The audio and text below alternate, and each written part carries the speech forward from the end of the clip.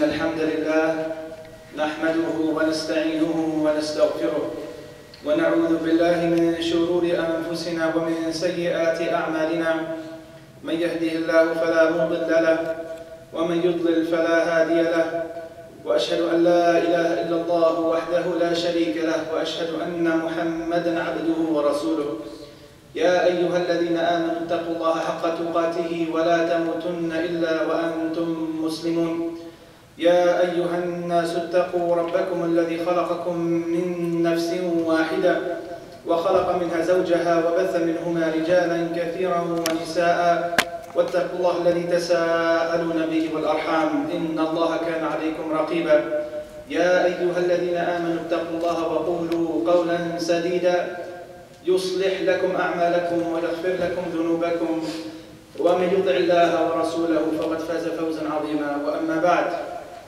حياكم الله وطبتم وطاب ممشاكم وتبوأتم من الجنة أرقى وأسمى وأرفع المنازل بمنه وكرمه اللهم آمين.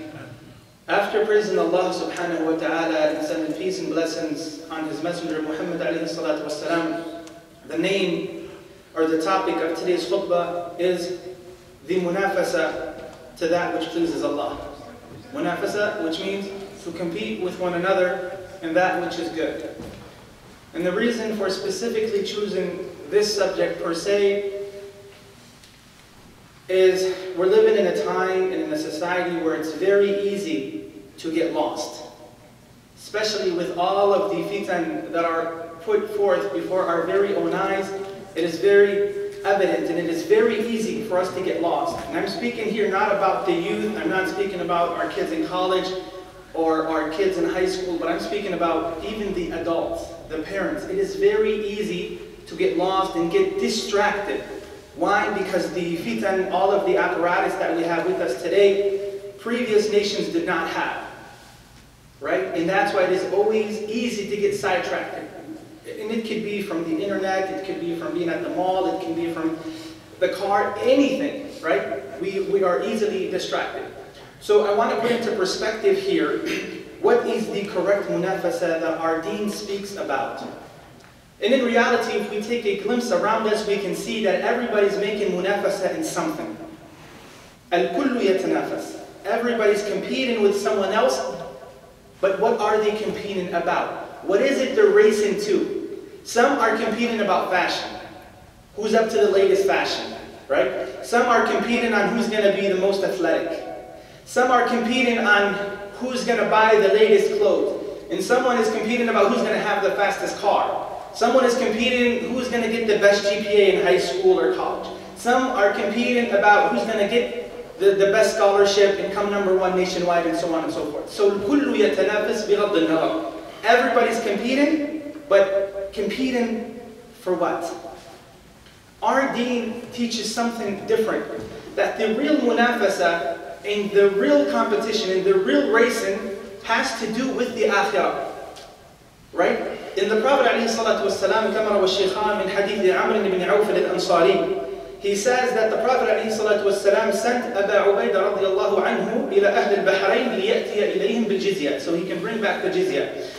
So when he came back to Prophet Muhammad ﷺ, he found them in the Salat al-Fajr with Prophet Muhammad ﷺ. So when the prayer finished, Prophet Muhammad ﷺ left and the Ansar came in front of him.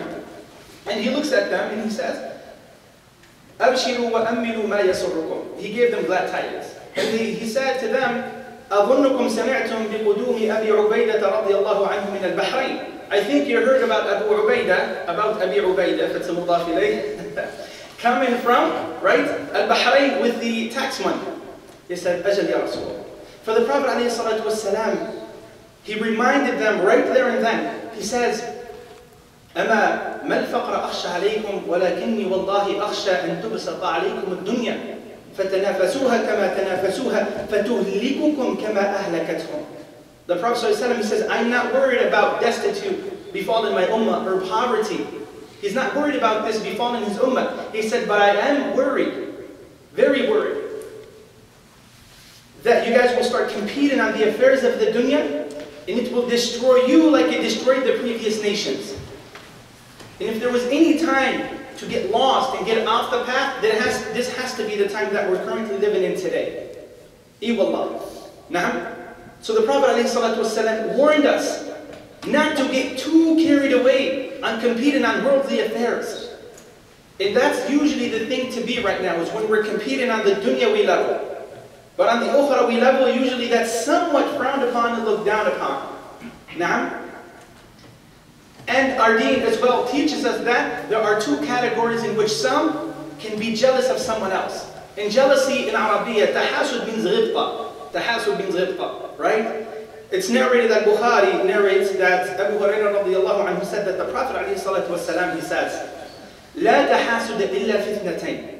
There's not a jealousy or an envy only in two, but it's not envy whereby you want that characteristic for yourself and you want Allah to take away that characteristic or that quality from that person. Ghibta is you like that quality, but you also want it for yourself.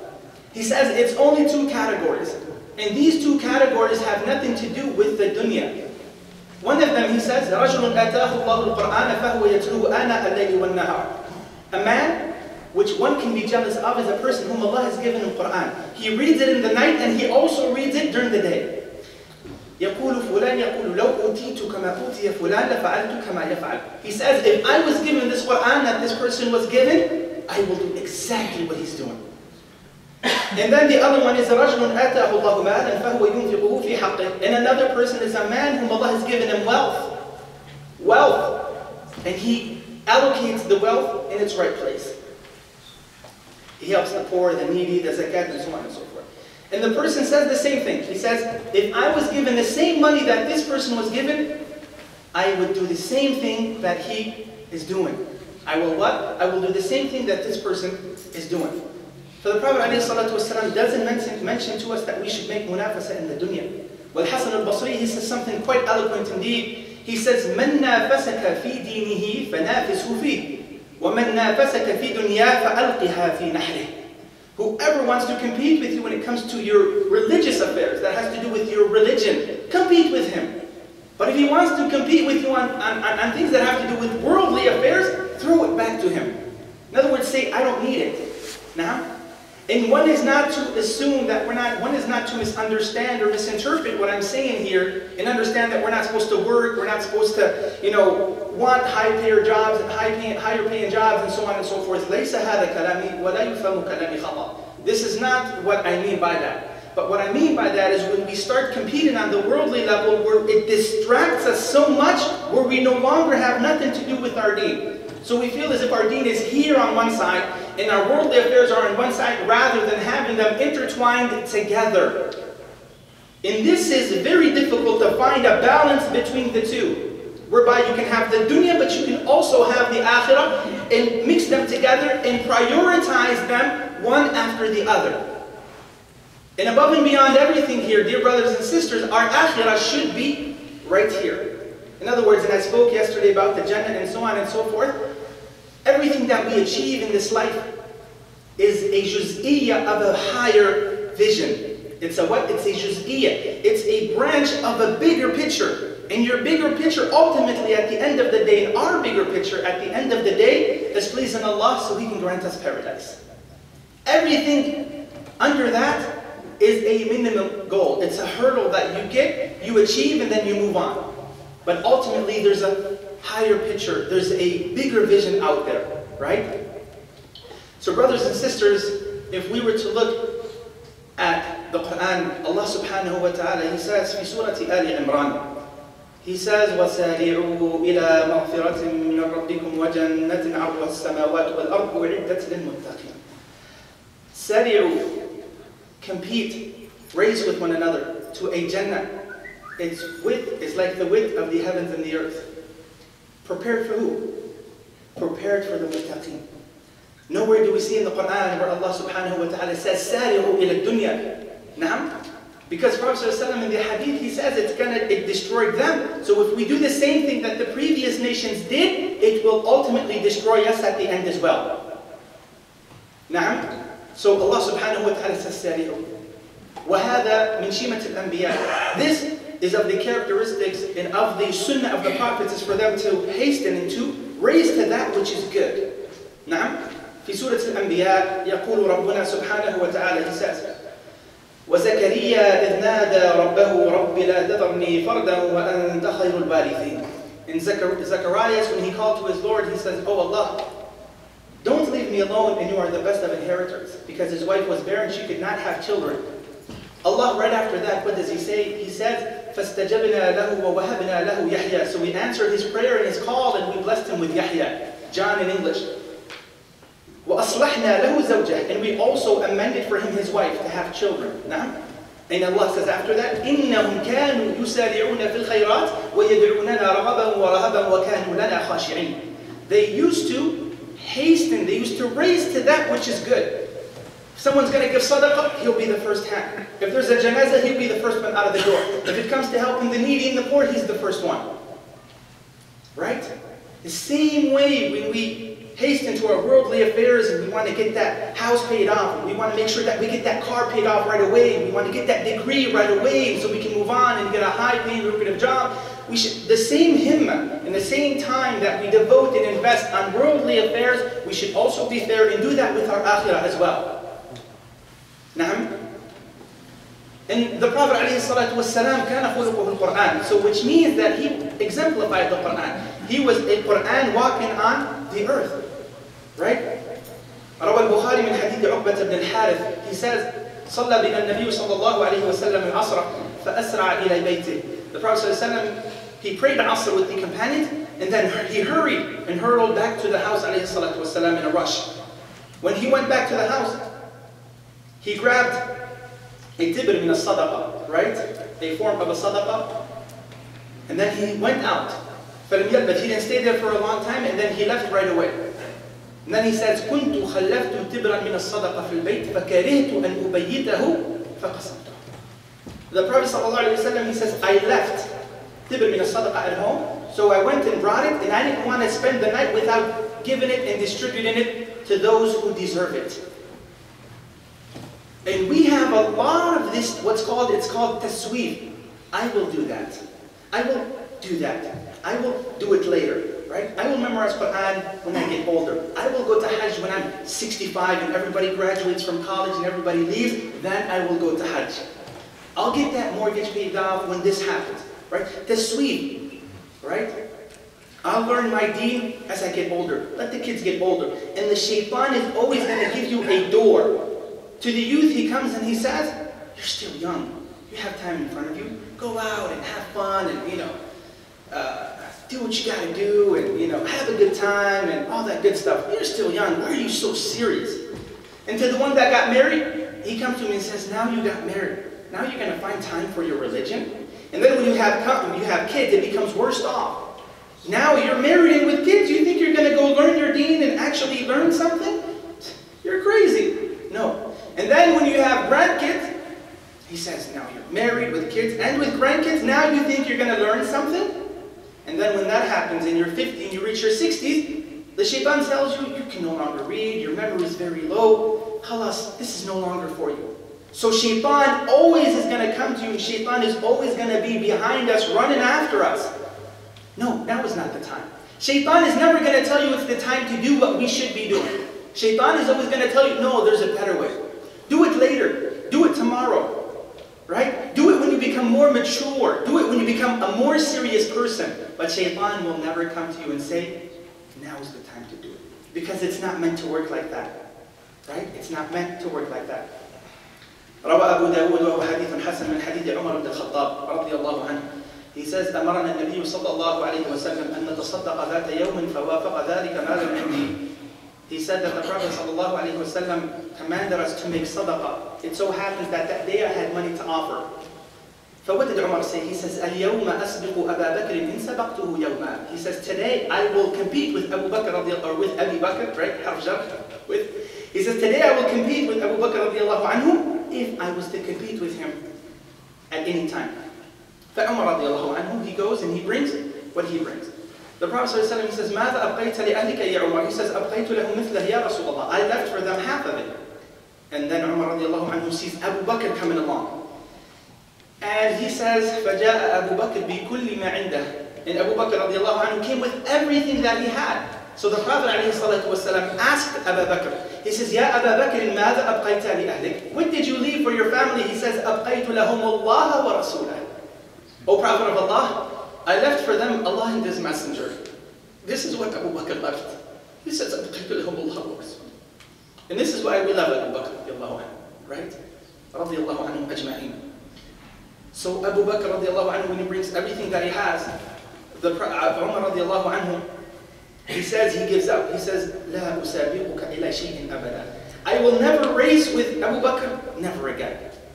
It's that nafs, al-nafs al-tawaqa, that eager nafs, right? That visionary nafs, right? When you miss the first line, you say, man, he got there before me, subhanAllah, I wish I would have got here 5 minutes early so I can get the first line. When you see someone that got to whatever it is, it's a big prize, you always feel that sense of discomfort. I wish I was here first. Oh, it's gone, the prize. There were 3 people that came here first and they got it. SubhanAllah, I wish I would have come. I would have came 10 minutes earlier, and so on and so forth. So this is their munafasa. وَنَحْنُ مَأْمُرُونَ بِالْاقْتِدَاءِ بِهِمْ. And we are commanded by Allah, right? To follow the anbiya and to follow the messengers. عَلَيْكُمْ بِسُنَّةِ وَسُنَّةِ الْخُلَفَاءِ الرَّاشِدِينَ الْمَهْدِيِّينَ مِنْ بَعْدِي. You guys have to follow, we have to follow the sunnah of Prophet Muhammad ﷺ and the sunnah of the khulafa, of those that come after him. رَضِيَ اللَّهُ عَنْهُمْ أَجْمَعِينَ. It's also narrated that Umar radiallahu anhu, one time he was walking with the Prophet alayhi salatu wasalam. He was walking with Prophet Muhammad and Abu Bakr radiallahu anhu in front of the house of Ibn Mas'ud, and it's narrated by Al-Tabarani fi Mu'jam. So when he passes by the house of Umar of Ibn Mas'ud, the Prophet sallallahu alayhi wasallam hears the recitation of Abdullah ibn Mas'ud recited. Umar says, فَرَكَعَ ثُمَّ سَجَدَ. He made the ruku' and sujood, and then the Prophet ﷺ got close to the house and he started listening to the recitation of Abdullah ibn Mas'ud.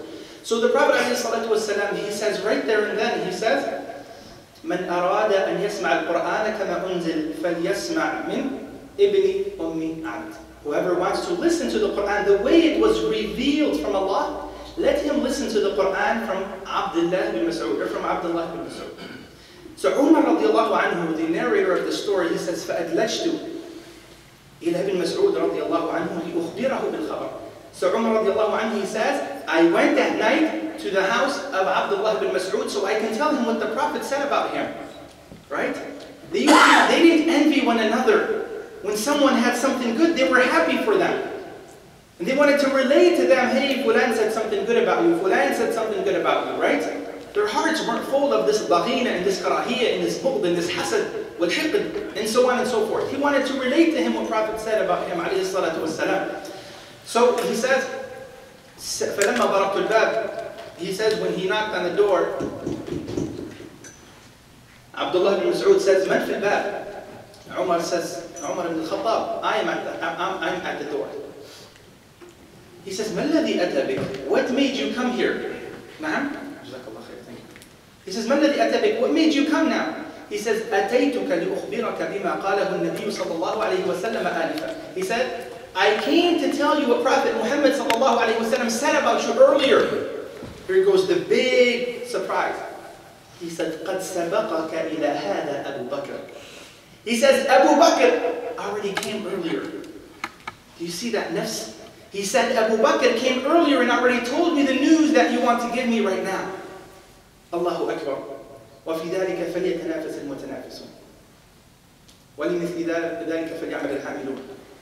So when that happened, Umar ibn al-Khattab radiallahu anhu says, إِن سَبَقَنِي فَهُوَ سَابِقٌ بِالْخَيْرَاتِ. If he did come before me, then he's one of those that hasten to that which is good. وَمَا اسْتَبَقْنَا إِلَى شَيْءٍ قَطُّ إِلَّا سَبَقَنِي إِلَيْهِ أَبُو بَكْرٍ. And we did not compete to anything, me and him, only that Abu Bakr radiallahu anhu beat me to it. Only that Abu Bakr beat me to it. وَلَا يَعْتَرِفُ بِالْفَضْلِ لِذِ الْفَضْلِ إِلَّا ذَوُوهُ. It is only the people of virtue that recognize virtuous people, or recognize virtue in other people. Right?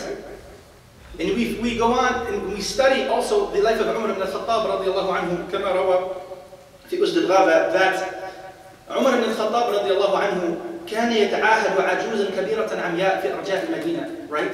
That Umar ibn al-Khattab radiallahu anhu, he used to take care of an elderly woman on the outskirts of the Medina. So at times he will come And he would, of course, do the water and do some chores that she wanted him to do. At this time, he would come and find out that someone already beat him to her. So one time, Umar radiallahu anhu decided to stay far from a distance to see who is this person that keeps coming and taking care of this lady. So he stood from a distance and he saw who coming along. He saw Abu Bakr radiallahu anhu coming from a distance, and then he says, "Anta huwa al-Amri." And then he says, وَهُوَ يَوْمَئِذٍ خَلِيفَةً. Abu Bakr radiallahu anhu, the king of the Muslims, the Khalifa of the Muslims, the successor of Prophet Muhammad sallallahu alayhi wa sallam, is the ruler, the Khalifa, ya ibad Allah. And he has time to nurture and take care of an elderly lady. He was a Muslim leader at that time. And then Umar says, أنت هو العمري. أنت هو العمري. الله أكبر. هؤلاء هم الصحابة رضي الله عنهم. أقول قولي هذا وأستغفر الله لي ولكم فاستغفروه.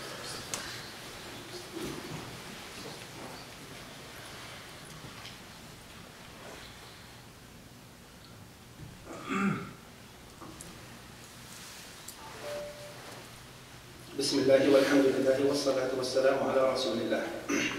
Dear brothers and sisters, this idea of munafasa, it's a muharrik, it's an abstract concept. It's that motor inside the heart that keeps one going, right? He wants the best this, and he always wants to be the first, and he always wants to be in the front, and so on and so forth, and there's nothing wrong with that at all. As long as it does not lead to arrogance and thinking that you're better than everyone else. We should always want the best of things. We don't want our Muslim brothers and sisters being satisfied with a $7 job at McDonald's. No, we don't want that. We say, if you find better, get better. But we don't want to go through the loops where we're disobeying Allah subhanahu wa ta'ala and we're saying, no, I'm trying to make it. Right? And a lot of times we look at those that are financially well off and we say, wow, look at what he has. The question is not, wow, look at what he has. The real question is, how did he get there? What was the sunnah? What was the steps, the staircase to get there? Right? And for those that say, you know, it's the means that justifies it's the end that justifies the mean. Right? Abu Muslim al-Khawlani radiallahu anhu, wa ghafara lahu, he was one of the tabi'een. He gives us a better idea of this idea of munafasa fil khayrat. What does he say? He says, أَيَظُنُّ أَصْحَابُ مُحَمَّدٍ أَنْ يَسْتَأْثِرُوا بِهِ دُونَنَا كَلَّا وَاللَّهِ لَا نُزَاحِمَنَّهُمْ عَلَيْهِ زِحَامًا حَتَّى يَعْلَمُوا أَنَّهُمْ قَدْ خَلَّفُوا وَرَاءَهُمْ رِجَالًا. Allahu Akbar. He says, do the companions of Prophet Muhammad sallallahu alayhi wa sallam, they're just going to keep Prophet Muhammad sallallahu alayhi wa sallam for themselves? كَلَّا. Never. وَاللَّهِ لَا نُزَاحِمَنَّهُمْ عَلَيْهِ زِحَامًا. Wallahi, we will race with them. And even if it's crowded and so on and so forth, so the companions know that they left after them men. In what they mean by that is following the sunnah and the obedience and getting to know Prophet Muhammad alayhi salatu wasalam. Right? So even after his death alayhi salatu wasalam, there was still that muharrik, there was still that motor, there was still that engine revving and going in perpetuity. Sah? And we Muslims here today are still responsible to keep that engine going. We still have a mas'uliyah. We still have a responsibility on my shoulders. And one of the worst things is that shaitan, as I mentioned earlier, comes to you and tells you, لَسْتَ أَهْلًا لَهَا قِفْ, and stay there. Shaitan comes to you and says, you can't do nothing. What are you going to do for the Muslim ummah? Right? Not everybody's demanding for people to be khutaba and ulama. La, everybody can contribute to his or her own ability. Everybody can. روى ابن المبارك في المسند that الحسن البصري, he says something. He says, إذا رآك الشيطان مداوما على طاعة الله بغاك وبغاك.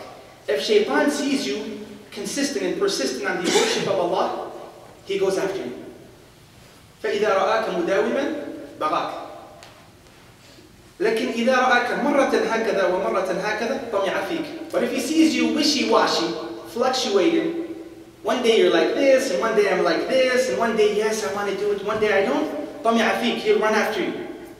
But if he sees you consistent, ملك ورفضك. But if he sees you consistent, in our nafs we can all acknowledge that our nafs does not like consistency. And this is for everybody. In our nafs was not created to be consistent. Why? قَدْ أَفْلَحَ مَنْ زَكَّاهَا We are supposed to purify this nafs that Allah has given us. It did not. We weren't created purified already from Allah. It is created for us to work on it and to exert ourselves. Not just to say, Wallah ya akhi, this is me, accept it. La. We have to work on ourselves. If we're impatient, then we have to probably work on our patience. If we're a bit stingy, then maybe we have to work on being generous. Nah? And so on and so forth. Brothers and sisters, if I said anything that was correct, it's from min Allahi mahd. If I said anything that was incorrect, it's from minni wa min ash-shaytan. Allahumma ya hayyu ya qayyum atina fid dunya hasanatan wa fil akhirati hasanatan wa qina adhab an-nar. اللهم انصر اخواننا في ارجاء الارض. اللهم اجعل هذه المحاضرة حجة لنا ولا حجة علينا. اللهم الف بين قلوبنا.